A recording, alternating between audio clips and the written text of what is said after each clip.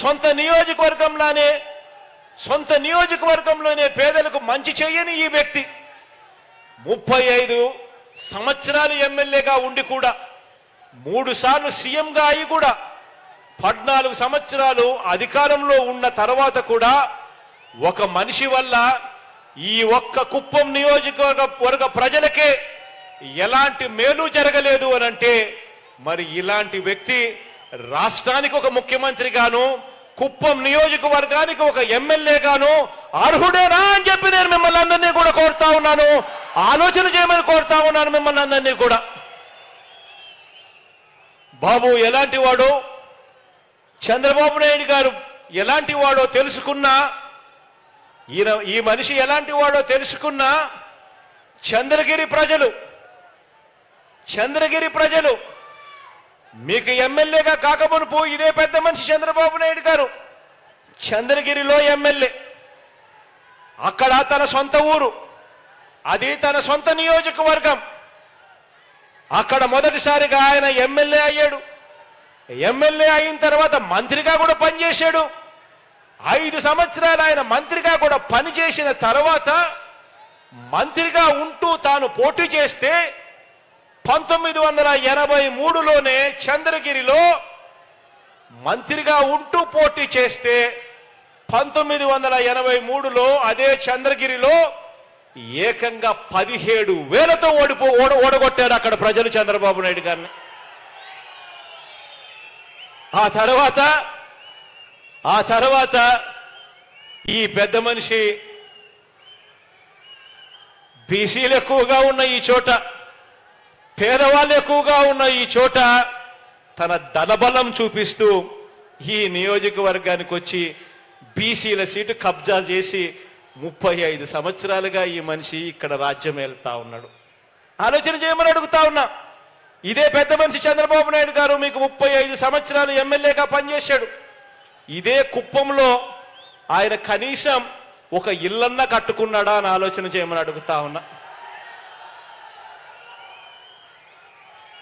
మీతో పని కావాలి ఆయన ఎమ్మెల్యేగా గెలవడం కోసం, కానీ ఇక్కడ ప్రజలకు మంచి చేయాలి, ఇక్కడ ఇదే కుప్పంలో ఉండాలి, ఇల్లు కట్టుకొని ఇక్కడ ప్రజలకు తోడుగా ఉండాలి అన్న ఆలోచన 35 సంవత్సరాలుగా ఎమ్మెల్యేగా ఉన్న ఈ చంద్రబాబుకు ఏ రోజు రాలేదు అనంటే ఈ మనిషి మీ మీద చూపిస్తా ఉన్న ప్రేమ ఎలాంటిదో అర్థం చేసుకోండి, ఆలోచన చేయండి అని మీ అందరితో కూడా కోరుతా ఉన్నా.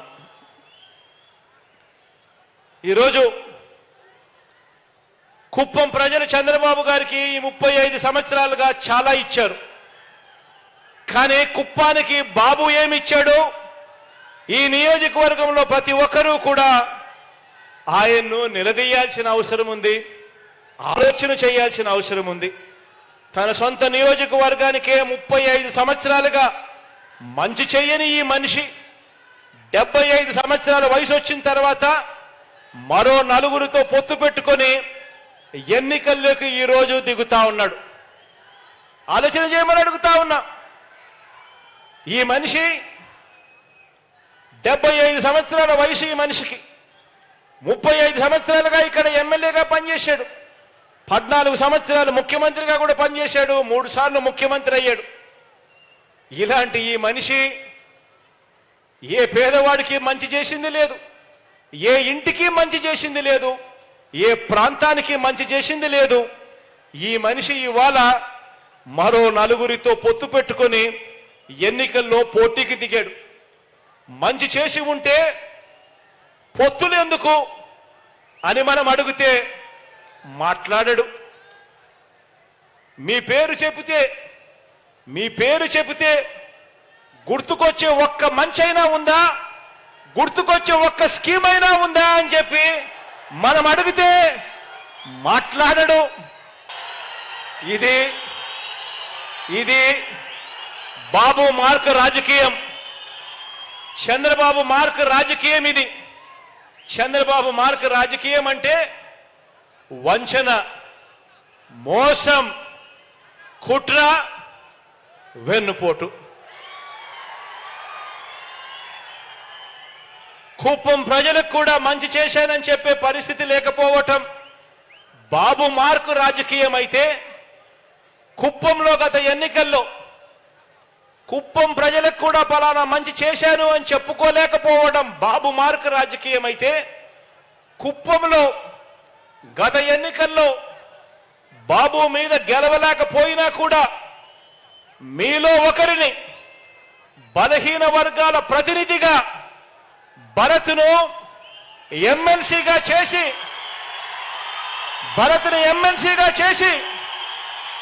బలహీన వర్గాల ప్రతినిధిగా మీలో ఒకడిని ఎమ్మెల్సీగా చేసి అతన్ని ముందు పెట్టి ఇక్కడి పేద కుటుంబాలన్నింటికీ కూడా చరిత్రలో ఎప్పుడూ జరగని విధంగా, ఎన్నడూ జరగని విధంగా ప్రతి ఒక్క కుటుంబానికి మంచి చేయటం మీ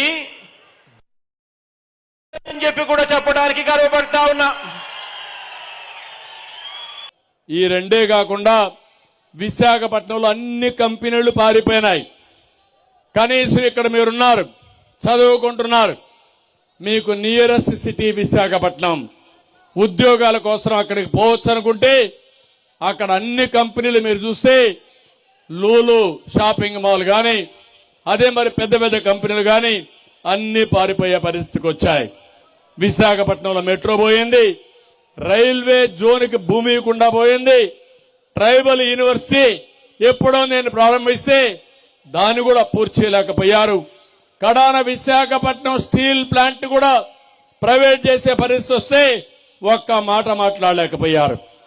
ఇవన్నిటి వల్ల విశాఖపట్నం అభివృద్ధి అయ్యి మీకు చాలా మందికి ఉద్యోగాలు వచ్చేటివి. అది రాకుండా చేశారంటే ఇది దుర్మార్గమైన కార్యక్రమం అని చెప్పి నేను మీకు తెలియజేస్తున్నా. కడాన ఒకటే మీరు గుర్తుపెట్టుకోండి, ఈ రాష్ట్రంలో ఎవ్వరికీ భద్రత లేదు. ఉందా తమ్ముళ్ళ మీకు భద్రత? ఆడబిడ్డలకు భద్రత ఉందా అని నేను అడుగుతున్నా. వ్యాపారస్తులు వ్యాపారం చేయగలుగుతున్నారా అని అడుగుతున్నా. యువత స్వేచ్ఛగా మాట్లాడుతున్నారా అని నేను అడుగుతున్నా. కడాని ఈ మీడియా ఏం తమ్ముళ్ళు మీకన్నా స్వేచ్ఛ ఉందా అని నేను అడుగుతున్నా. ఈ మీడియాకు 2430 జీవో తీసుకొచ్చారు, దాడులు చేస్తున్నారు. వైసీపీ రౌడీలు ఎక్కడికక్కడ పేపర్ల వాళ్ళు కానీ టీవీ వాళ్ళు చూపిస్తే, వాస్తవాలు చూపిస్తే, ప్రజా సమస్యల్ని ఎక్కడికక్కడ హైలైట్ చేస్తే వాళ్లపైన దాడులు చేసే పరిస్థితికి వచ్చారు. ఒక ముఖ్యమంత్రిని మీరు చూశారు ఏ విధంగా మాట్లాడుతున్నాడో. మనం ఎవరైనా కట్అవుట్లు పెడితే ఆ కట్అవుట్ల పైన దాడి. వాళ్ళ మీటింగ్ లో నా ఫోటో, పవన్ కళ్యాణ్ ఫోటో పెట్టి ఆ ఫోటో పైన దాడి చేసే సైకో ముఖ్యమంత్రి, మెంటల్ ఇంబ్యాలెన్స్ ఉండే ముఖ్యమంత్రి, మానసిక రోగి ఈ ముఖ్యమంత్రి. ఎవరా కాదా? ఎవడైనా చేస్తాడా అని అడుగుతున్నా మిమ్మల్ని.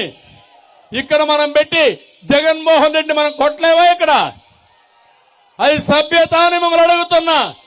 వీళ్ళు మనుషులని మిమ్మల్ని అడుగుతున్నా. అంటే మానసిక రోగే ఈ పనులు చేస్తాడు.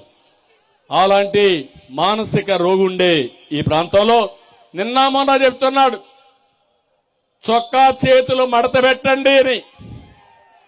నేను చెప్పా, నువ్వు చొక్కా చేతులు మడత పెడితే మా తమ్ముళ్ళు కుర్చీలు మడతలు పెడతారు. మా తమ్ముళ్ళు కుర్చీలు మడత పెడితే నీ కుర్చీ కాడే. అవునా కాదా? ఎవ్వరు కూడా తమాషా అనుకోదు. జగన్మోహన్ రెడ్డి నిన్న జగ్గయ్యపేటలో జరిగింది, ఇదే జరిగింది.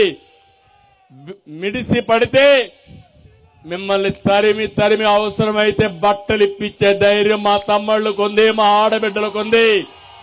అదే ప్రజా తిరుగుబాటు. అవునా కాదా? భయపడి బానిసలు అవుతారా మీరు? గట్టిగా పోరాడి వీరులు అవుతారా లేదా? సిద్ధం అవునా కాదా? ఇంకా పిరికితనం ఉందా మీకు? భయం ఉందా మీకు? ఏమో ఆడబిడ్డలు, మీరు వీర వనితలుగా తెలుగుదేశం పార్టీ జెండా పట్టుకుని రోడ్డు మీదకి రావాలి. ఒక ఝాన్సీ లక్ష్మిగా రావాలి, రాణి రుద్రమదేవిగా తయారు కావాలి. సిద్ధమని అడుగుతున్నా మా ఆడబిడ్డల్ని. అప్పుడే ఈ రాష్ట్రాన్ని కాపాడుకుంటారు, మీ పిల్లల భవిష్యత్తు కాపాడుకుంటారు. భయపడితే బానిసత్వం తప్ప, బానిస సంఖ్యలు తప్ప ఇంకోటి కాదు. ఈ జగన్ అర్జునుడు అంటాడు. నేనన్నా నువ్వు అర్జునుడు కాదు అక్రమార్జునుడు అని చెప్పా. అంటే ఈయన ఒక వీరుడు సూర్యుడు. ఏంటి నువ్వు పరదాలు పట్టుకొని తిప్పుతావంటే పోలీసులు అడ్డం పెట్టుకుని ఎక్కడ నాకు పోలీసులు కనపడలా మన మీటింగ్లో, ఎక్కడ వెనకానున్నారు పాపం. ఈరోజు జగన్మోహన్ రెడ్డి పోతే ఎక్కడ చూసినా పోలీసులే పోలీసులు. పోలీసులు లేకపోతే బయట కూడా రాలేడు. అందుకే నేను అంటున్నా, జగన్మోహన్ రెడ్డి నువ్వు అర్జునుడివి కాదు, పంచభూతాల్ని రాష్ట్రాన్ని మింగేస్తున్న అక్రమార్జునుడివి.